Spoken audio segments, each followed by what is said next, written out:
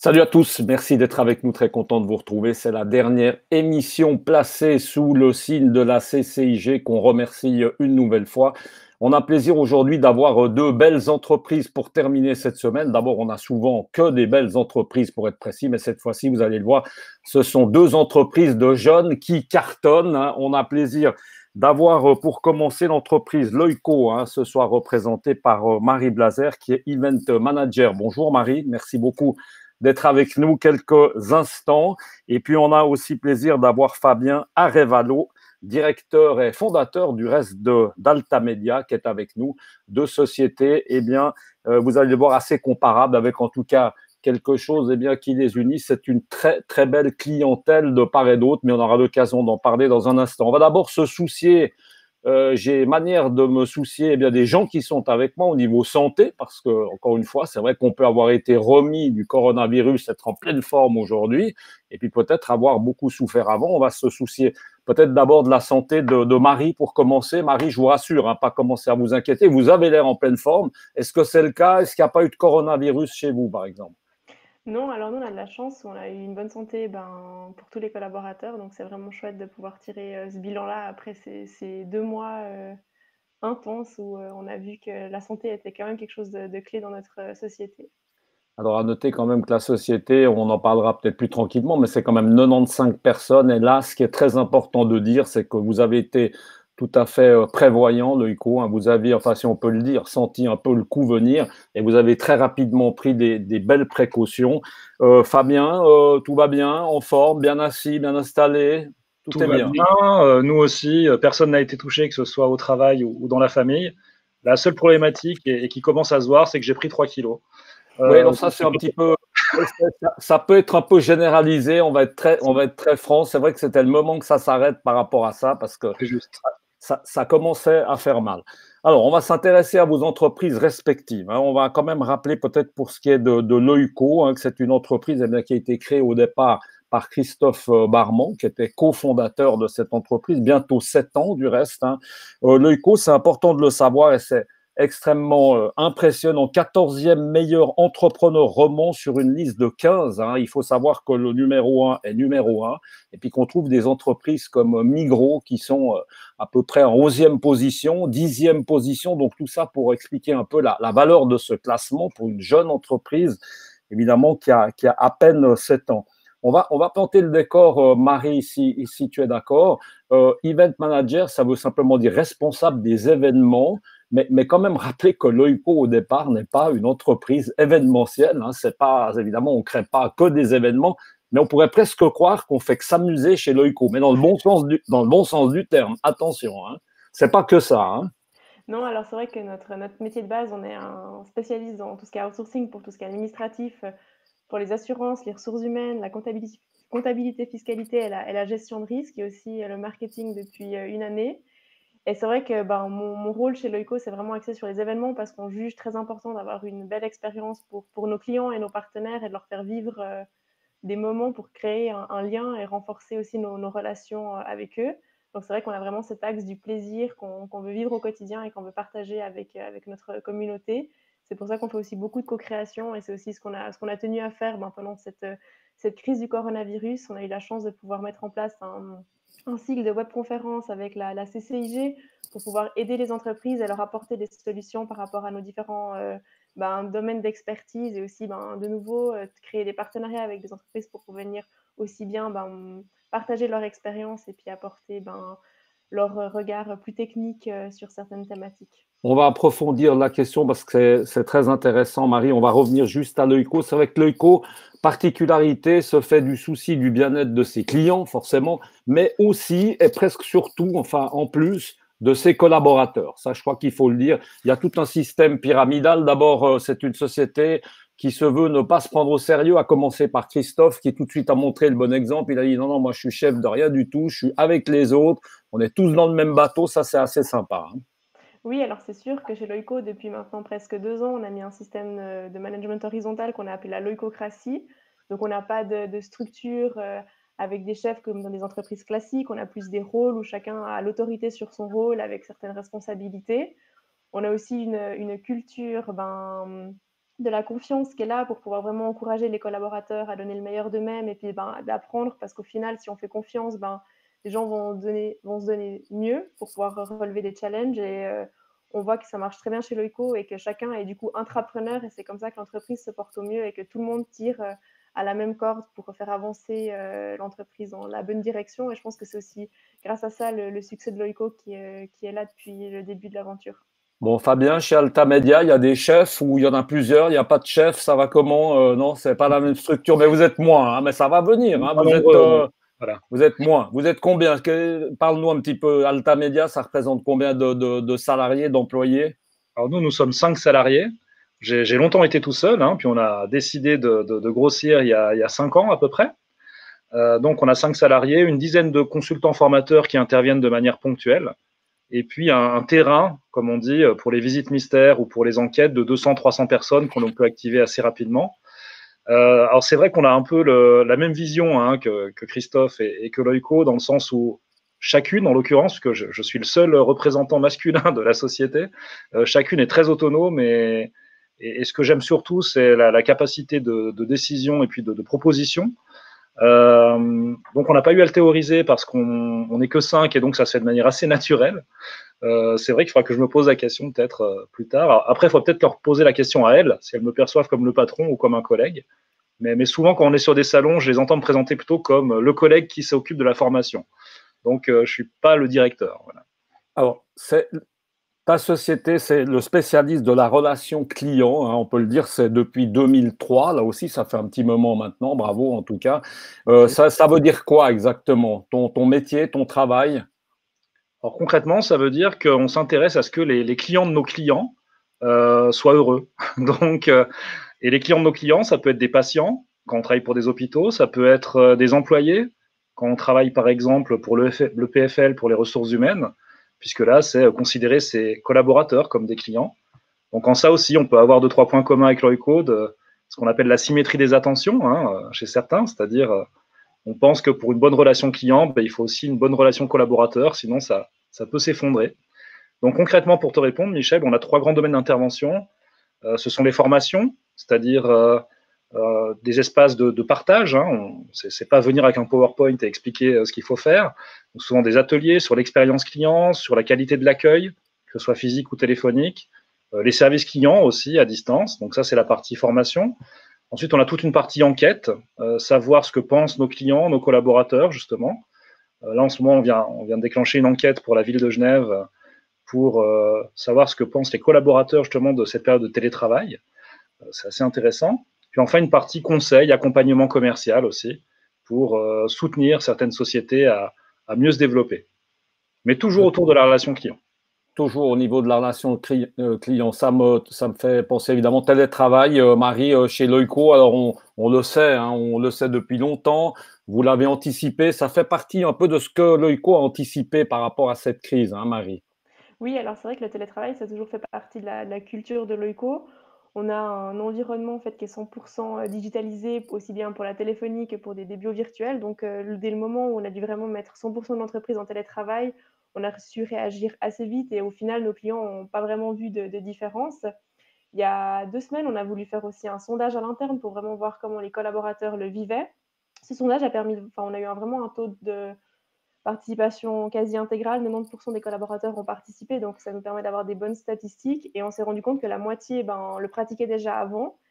Il y a quand même des éléments qui étaient intéressants qui sont ressortis, où on voit qu'il y a un impact sur l'isolement. Donc c'est vrai qu'on a voulu aussi, pendant cette période, créer des pauses café pour pas forcément seulement échanger sur des éléments très factuels et concrets et garder un lien humain, parce qu'il y a des personnes qui peuvent vite être isolées. Et on a aussi vu qu'il y avait tout un challenge sur l'ergonomie. Ça a été un challenge aussi pour nos collaborateurs durant cette période parce que comparé au télétravail standard, il y avait parfois pour les familles des enfants à gérer et ce n'était pas évident. Donc, ça a permis ce sondage de vraiment axer aussi notre plan de déconfinement pour essayer de venir en aide et puis soutenir au mieux à l'interne les personnes qu'on avait besoin pour peut-être détecter les personnes qu'il fallait peut-être en premier encourager à retourner au bureau pour pouvoir avoir un peu un espace aussi plus calme. Et c'est vrai que c'était intéressant de pouvoir faire ce sondage et d'avoir aussi ces chiffres parce qu'on se rend vite pas compte et c'était très, très utile, en tout cas pour l'équipe qui s'occupe du talent chez Loico. On va préciser que vous pouvez à tout moment, eh bien, si vous avez des questions à poser à Marie ou bien à Fabien, évidemment, vous pouvez le faire en direct et puis forcément qu'on vous répondra. Marie, ce télétravail, j'ai entendu dire d'abord qu'il allait se poursuivre hein, parce que justement, c'est une réussite. Et puis, juste savoir, Loïco, quand il y a eu justement cette fameuse date du 16-17 mars, comme vous étiez prêt, finalement, vous n'en êtes pas pris trop plein la tête comme d'autres, hein, à qui c'est tombé dessus comme ça. Vous étiez déjà complètement prêt. Finalement, il n'y a pas eu énormément de modifications au niveau de l'interne. Non, alors c'est clair qu'on était prêts. Après, certains collaborateurs qu'on faisait pas et qui étaient pas forcément très, très bien équipés chez eux, on leur a vraiment laissé, la possibilité de prendre tout l'équipement au travail qu'ils souhaitaient. Donc c'est vrai que nos bureaux aujourd'hui ont peut-être un peu moins d'écran qu'à l'ordinaire, mais on avait déjà des solutions qui étaient très digitalisées, donc ça ne nous a pas posé de problème et je pense que dès qu'il y a eu ces annonces, le lundi même, on était, encore à 100% Opérationnel. opérationnel et il y a eu aucun battement. Donc c'est vrai que pour nous, c'était une chance et on a vraiment vu notre modèle d'affaires comme très positif en cette période parce que ben, on a réussi à garder le cap, on a pu garder 100% d'activité et c'était vraiment chouette de voir que notre agilité organisationnelle, elle est aussi ben, utile dans ces périodes plus troubles en termes de pandémie. On va tout à l'heure s'intéresser, voir comment, alors du coup, vous avez géré un peu peut-être avec les clients la situation, un peu les demandes, etc. Fabien, vous avez géré la crise aussi facilement, vous l'aviez un peu anticipé ou pas vraiment? Non, ça vous fait sourire, c'était pas, non, pas évident. Non, alors, on a la chance, comme Loïco, effectivement, en termes de travail, d'être déjà très nomade. Donc, on n'a pas eu à bouger ce genre de choses. Par contre, nous, on a perdu du jour au lendemain 50% du chiffre d'affaires, puisque la période avril, mai, juin est une grosse période de formation présentielle pour nous. Et donc, tous les mandats ont été annulés au pire ou reportés au mieux. Et donc, heureusement qu'on a d'autres activités, mais certaines enquêtes ont dû être repoussées aussi. Hein. On devait par exemple faire des enquêtes au sein du Léman Express avec des enquêteurs sur place. Bon, ben là, c'est clair qu'on n'allait pas prendre le risque de les envoyer. Et puis, on a quand même animé quelques formations à distance, mais les formations présentielles prévues, on est dans le savoir-être, donc c'est pas forcément le plus facile à rendre distanciel, comme on dit. On n'arrive pas à pratiquer le télétravail facilement dans ce que tu fais, enfin dans ce que vous faites, non? Alors, dans l'animation de formation, sur ces thèmes-là, c'est un peu plus compliqué. Bien sûr qu'il y a, nous, il y a déjà une partie hein, de nos formations qui est faite à distance, mais basculer entièrement d'une salle de 12 personnes où justement les interactions sont très importantes à du tout distanciel, c'était un peu plus compliqué. Marie, après, comment est-ce qu'on a géré les clients? Enfin, en gros, hein, parce qu'on va pas, il y a beaucoup de clients, vous avez beaucoup de départements, enfin, les demandes, etc. Il a fallu certainement, enfin, chez les deux, hein, beaucoup rassurer, on peut imaginer les gens, etc. Est-ce que les gens que vous avez étaient, Marie, structurés comme vous? Bien, ça a été le branle-bas de combat. Il y en a qui, ma foi, qui n'étaient pas du tout prêts à ça, ou les gens avaient anticipé un peu quand même cette situation? Alors je pense que nos clients, ils ont eu de la chance parce que c'est vrai que par exemple, on a dû gérer les demandes de clients qui ont dû mettre des employés en RHT ou aussi faire face à certaines difficultés par rapport à leurs assurances. Donc nous, on avait nos conseillers qui étaient là pour pouvoir les aider et répondre à leurs questions, puis faire les demandes administratives. Et nous, ben là, c'est vraiment qu'on voit une valeur ajoutée pour nos clients de travailler avec nous parce qu'on a pu centraliser toutes les questions, bien se renseigner aussi avec les différents prestataires étatiques pour vraiment ben, mettre les choses en place au mieux pour nos clients, vraiment dans tous ces métiers administratifs. On a aussi fait des partages d'informations sur notre site internet pour ben, faire des news pour vraiment ben, expliquer ce qu'il fallait faire en termes d'absence maladie, comment gérer ces relations ben, pour les employés par rapport enfin, pour les entreprises par rapport à leurs employés. Et je pense que nous, enfin, c'était plus un peu le boom pour pouvoir gérer toutes ces questions plutôt qu'une période plus calme, parce que c'est vrai que ben, c'était un peu inédit. Et puis d'abord, on a dû un peu apprendre au fur et à mesure comment traiter toutes ces particularités. Donc, chez vous, bêtement, personne au RHT, personne. Tout le monde a Non, travaillé plein pot. On n'a pas engagé quand même pendant qu'on y est. Non, mais ça peut arriver. Hein. non, non. On le souhaite hein, du reste. Non, vous avez quand même pu faire avec votre équipe, mais en tout cas, personne au RHT. Ouais, ça fait un peu, ouais, ça fait rêver. Il n'y en a pas beaucoup hein, aujourd'hui. Fabien, Fabien, ça a été un petit peu plus compliqué chez toi. Forcément, ben, les personnes qui étaient dans la partie formation et enquête sont en RHT et on espère que ça va reprendre gentiment. Donc, ça reprend déjà gentiment. La partie accompagnement et développement commercial, elle, est resté tel quel. Donc, c'est là où je me dis que c'était une bonne idée de diversifier il y a 4-5 ans quand même, pour pas rester que sur la formation. Mais sinon, ce qui peut être un peu bizarre, pour rebondir sur ta question tout à l'heure posée à Marie, c'est qu'on risque de devoir effectivement embaucher dès que ça va redémarrer, puisqu'il va falloir soutenir pas mal de sociétés qui elles-mêmes vont aller chercher de nouveaux clients. Et on voit qu'on a pas mal de demandes pour août-septembre pour les soutenir justement et aller chercher des clients pour eux. Alors, en tout cas, bon, on s'en réjouit, hein, on attend que ça. Du reste, ce serait plutôt une bonne nouvelle. Marie, la place alors aujourd'hui de l'événement, parce qu'on a parlé alors de l'OICO, c'est du outsourcing, hein, c'est différentes structures. La place de l'événement chez l'OICO, parce que il y a des événements internes, il y a des événements externes. Vous créez aussi pour des partenaires. Vous êtes sponsor de plein de trucs. Je pense au Lausanne 2020, au JO. Vous étiez extrêmement présent. Qu'est-ce que ton travail aujourd'hui, c'est lequel dans l'événementiel chez l'OICO? Alors c'est clair que le 16 mars, il a fallu complètement se réinventer parce que tous nos projets à court terme sont tombés à l'eau. Et on a vu ça comme une belle opportunité parce qu'au final, on a pu justement créer ce partenariat avec la CCIG. Donc en fait, on a été ultra réactifs et même super présents cette période où l'événementiel, c'est un challenge.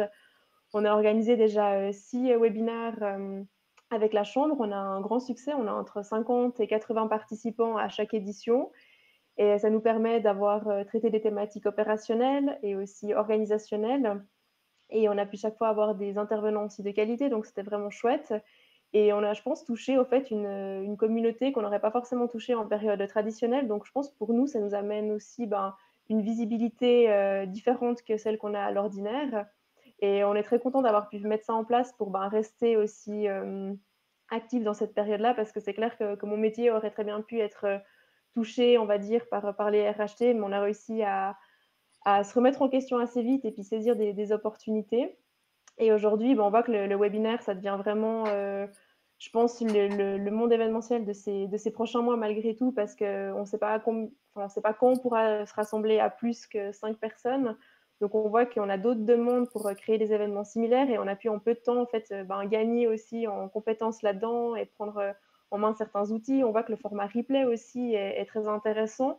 On a une de nos vidéos qui a été vue plus de 300 fois sur un des événements, donc on se rend compte aussi que de faire de l'événementiel à la demande, parce qu'au final, du coup, le format replay peut être consulté en tout temps, et aussi peut-être quelque chose qui est agréable aujourd'hui dans notre société où on est souvent vite très occupé, donc on peut le regarder quand on le souhaite. Donc je pense qu'on a, en tout cas nous à l'interne, on a des belles leçons à tirer de ça, et je pense que même après cette expérience, on va essayer de maintenir des événements aussi bien présentiels qu'en ligne, parce qu'on pense que c'est intéressant d'avoir ces deux types d'événements. J'allais dire, on ne change pas une équipe qui gagne. Il faut continuer, Marie. Tu as bien raison. Vous avez bien raison. Fabien, webinaire, ça titille un peu. Bah oui, pourquoi pas, chez Altamedia. Hein, il y a les deux côtés. C'est-à-dire d'abord, en tant que participant, j'en ai vraiment profité pour faire ce que je ne fais jamais habituellement. À participer à… Ah d'accord, très bien. J'ai participé à énormément de webinaires. Je me suis mis à jour sur plein de sujets. J'ai suivi peut-être 5 formations différentes. Il y en a juste une que je n'ai pas commencée, c'est le suisse allemand, mais c'est pour le mois prochain.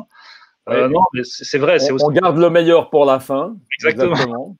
Mais c'est une vraie opportunité. Hein. Je me suis formé justement à la formation à distance, au content management, enfin plein de choses.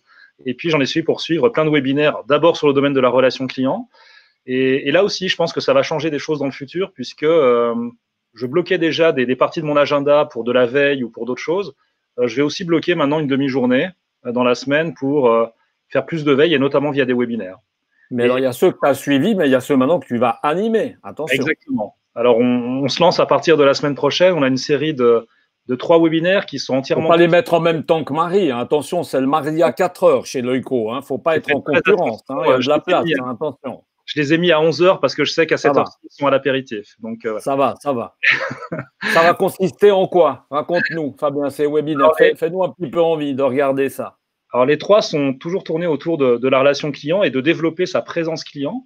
Le premier, qui aura lieu mercredi prochain, sera consacré à finalement comment est-ce qu'on met en place une enquête, que ce soit auprès de ses collaborateurs pour savoir comment ils ont vécu le télétravail, hein, puisqu'on en parlait tout à l'heure, ou bien auprès de ses clients ou futurs clients pour savoir si on peut récupérer des informations, est-ce qu'il faut adapter notre offre. Donc ça, ce sera mercredi.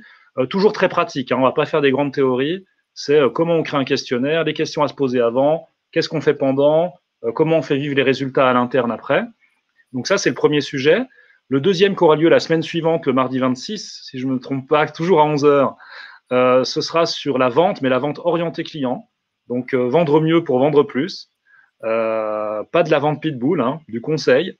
Et là aussi, ce sera mieux se connaître, mieux connaître ses clients pour développer une vraie stratégie de conseil, justement.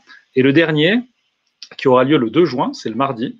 Si je ne me trompe pas là aussi, parce que je n'ai pas toutes les dates en tête. Non, mais je crois que c'est assez juste. Je fais le calcul en même temps dans ma tête, mais je crois que c'est bien. Merci.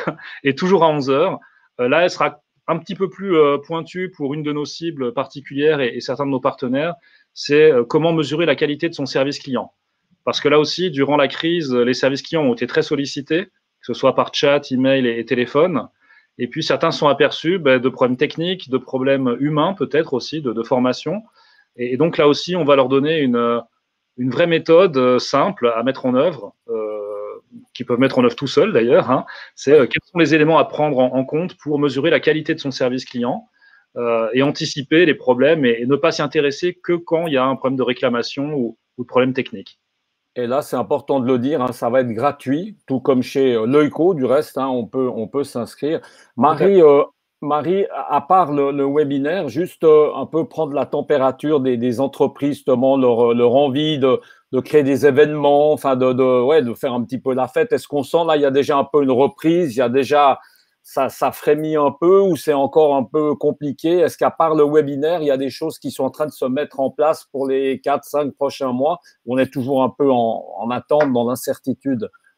Alors c'est vrai que nous, on préfère rester assez, on va dire, prudent là-dessus. Donc on ne se projette pas forcément jusqu'à après l'été. On essaye d'anticiper jusqu'à la fin, enfin jusqu'à fin juin, plutôt vraiment en mode webinaire. On a un événement qui est prévu. On organise une course à Zermatt, le corporate relais de l'Ultrax. Et là, on est en train d'attendre aussi s'il pourra avoir lieu ou pas. Ça va dépendre aussi des prochains éléments qui seront donnés par le Conseil fédéral. Et on préfère se dire que sur la période de l'automne, on sera très agile et on essaiera d'être réactif si on veut faire quelque chose, mais on préfère pas commencer à créer des projets sans forcément avoir toute cette incertitude qui règne pour le moment. Donc, on préfère rester prudent. On va peut-être, Fabien, avant que j'oublie, il y a quelque chose qui est intéressant que tu fais, que vous faites, hein, ça s'appelle AltaCall depuis 2015. Ça, c'est un des services que vous offrez, qui est un des services phares importants de ta société. C'est vrai, oui, on l'a créé en 2015 et concrètement, c'était pour répondre à un besoin d'un client que l'on formait à l'époque à la prise de rendez-vous par téléphone et qui nous a dit que franchement, ils n'avaient plus le temps ou plus l'envie de le faire. Et quand j'ai voulu les mettre en relation avec un call center, puisque j'en connaissais certains, il y avait un refus, il y avait vraiment quelque chose, non, jamais on travaillera avec un call center. Hein. Et je me suis aperçu qu'on reprochait au call center certaines choses, comme le fait d'être plusieurs dans un bureau, de ne pas être forcément bien formé pour ça. Enfin, voilà.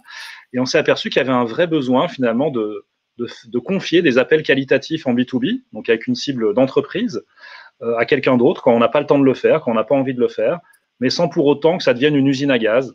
Et donc, AltaCall, c'est ça. C'est une personne qui fait les appels à votre place, que ce soit pour prendre des rendez-vous, pour détecter des projets, pour faire venir des gens à des événements, puisqu'on parlait d'événements tout à l'heure, puisque des fois, l'email ne suffit pas. Hein, il faut aussi relancer quand on veut avoir certaines personnes. On a par exemple fait venir Je croyais, pardon Fabien, mais les emails qui suffisent pas, je croyais que ça me concernait comme moi, parce que j'ai l'impression que souvent j'envoie des emails, mais il n'y a pas beaucoup de réponses. C'est un peu général, hein, on est d'accord. La relance est utile. Oui. Ok. Non, je suis juste rassuré, c'est bien. Oui. Continue, pardon. Non, mais on a fait par exemple venir en 15 jours une centaine de personnes dans le milieu médical à un congrès sur le congrès mondial du diabète à Bruxelles, un événement qui s'est concrétisé en 3-4 semaines. Donc là, on peut le faire. Et puis, il y a des gens qu'on suit sur le long terme, comme SIG, dans tout ce qui touche à l'efficience énergétique, où là, un appel peut déclencher une journée de travail administratif. Donc, évidemment que ce n'est pas le travail habituel d'un call center traditionnel, on va dire. Et on ne fait pas trop de publicité pour cette partie-là, mais c'est déjà un tiers du chiffre d'affaires de la société. Et c'est la partie qui nous porte aujourd'hui, hein, pour être tout à fait transparent, puisqu'il y a aussi beaucoup de sociétés, de magasins ou autres qui nous contactent en ce moment pour pouvoir se relancer et refaire venir des gens chez eux. Marie, on aura fait un petit tour du propriétaire de Loico, hein. On aura parlé un peu de tout ce qui est outsourcing. On a compris, hein, tout ce que ça touche. On a parlé un peu des événements. Enfin, on a survolé. On n'a pas la prétention d'en avoir beaucoup parlé, mais survolé. Il y a quelque chose qui est important, qui reste chez vous, c'est tout ce qui est développement durable. Très attentif aussi. Ça fait vraiment, Marie, partie de cette conception, de cet ensemble de Loico, hein.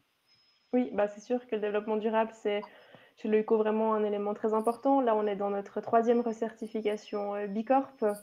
Et c'est vrai que ben, nous, depuis le départ, on voit vraiment la performance aussi bien sur le côté ben, social, environnemental qu'économique. Et on veille chaque jour à avoir un meilleur impact. On souhaite aussi, ben, aussi bien à l'interne, en sensibilisant nos collaborateurs sur des pratiques, et aussi ben, à l'externe pour inspirer nos clients à vraiment ben, prendre conscience de ce qu'on peut faire aujourd'hui, parce que je pense qu'il y a, mine de rien, quand même une urgence qui est là, et c'est bien en tant qu'entreprise de aussi pouvoir agir. Et on s'est aussi engagé la fin de l'année passée dans le projet Net Carbone 2030. Donc, c'est aussi des projets qui nous tiennent à cœur, où on veut vraiment ben, essayer de faire la différence et puis montrer que les entreprises, elles ont aussi un levier dans ces thématiques, et c'est pas seulement les politiques qui vont amener du changement. Fabien, on est dans une plus petite entreprise, on va dire ça comme ça. Est-ce qu'on est sensible aussi au développement durable, ou on n'en est pas encore là et on a d'autres priorités? On s'y intéresse aussi. Alors nous, on s'y intéresse à notre taille, hein, je dirais. On a la chance aussi d'avoir des clients qui sont Bicorp et qui nous ont pas mal sensibilisés il y a quelques temps à ça, comme le groupe Intégral, par exemple, donc accès personnel, Intégral IT et autres. Et donc, c'est un sujet que je suis de près. Je me suis même assez rapproché de Bicorp il y a quelques temps. Bon, pour l'instant, il y avait encore beaucoup de papiers à faire, donc j'ai repoussé ça à plus tard, quand on sera peut-être un peu plus important. Sinon, dans la durabilité, je crois qu'il y a aussi faire vivre son écosystème. Et ça, c'est vrai que j'y suis sensible depuis le début. C'est qu'à chaque fois que je dois acheter quelque chose, manger quelque part, réserver un billet ou autre, je regarde d'abord dans mon écosystème si quelqu'un sait le faire. Et je préfère d'abord faire travailler mes clients, mes amis, mes partenaires, et si possible localement autour de moi. Donc, c'est ma petite pierre, on va dire, en durabilité.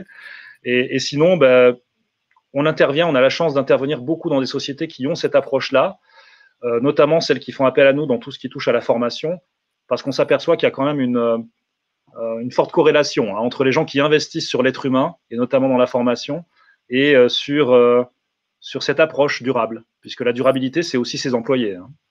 Évidemment. Marie, on va terminer avec ça. La formule n'est pas très originale parce qu'on voit plus que ça, mais le monde de demain chez Loico, mais en termes évidemment d'événements, ça va être lequel? Ton souhait, qu'est-ce que tu attends? Qu'est-ce que tu imagines?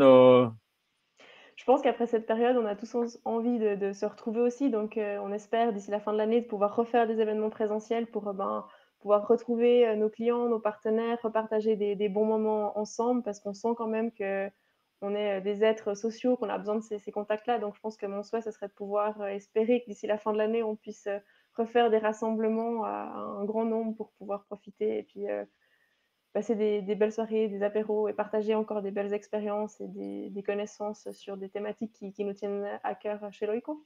Et ça, je sais que ça tient à cœur aussi de Christophe, qui est très dans le monde des associations, hein. C'est vrai qu'il aime le monde, il est dans beaucoup de choses différentes, Christophe. Fabien, le monde de demain chez Altamedia, ça va être lequel? Qu'est-ce que tu te souhaites? Comment est-ce que tu te projettes? Qu'est-ce que tu vas, peut-être qu'est-ce que ça t'a apporté tout simplement? Qu'est-ce que tu vas changer? Un autre business model? Voilà. Alors nous, très clairement, ça a accéléré la digitalisation des formations, puisque autant je ne prônerai jamais le tout digital pour ça, autant en introduire. On introduisait déjà pas mal de choses en amont, en aval et pendant, puisqu'on utilise un outil qui s'appelle Klaxoon et qui est très dynamisant pour les séances, hein. Peut-être vous utilisez un équivalent chez Loico. Donc ça, c'est clair que ça va changer. Et puis, encore plus poussé dans l'innovation, puisqu'on lance en permanence 2 ou 3 nouveaux produits ou services par an. Là, c'est vrai qu'on a eu le temps de réfléchir à d'autres choses. Donc, on vous promet 2, 3 nouvelles choses aussi pour les semaines et les mois à venir. Puis moi, ce sera réussi si je peux à nouveau participer aux événements de Loico. Voilà. Voilà. Le rendez-vous, en tout cas, est pris. Moi, je vous remercie beaucoup, les deux, d'avoir participé. On le rappelle, hein, on recevait Marie Blazer de chez Loico, Event Manager, et puis également Fabien Arevalo, le directeur et fondateur en plus d'Altamedia. Merci beaucoup d'être venu, on ne s'est pas beaucoup déplacé, d'avoir été surtout avec nous. On vous souhaite bonne chance pour la suite, évidemment, de vos diverses occupations. Et puis nous, eh bien, on vous souhaite déjà un bon week-end. Restez un tout petit peu prudent. Vous n'êtes pas obligé de rester chez vous, mais ça, vous l'avez compris. Mais attention quand même encore un tout petit peu. Et puis nous, eh bien, on se retrouve lundi à partir de midi. C'est une rubrique signée cette fois-ci la Fondation d'aide aux entreprises. À très bientôt. Ciao. Merci.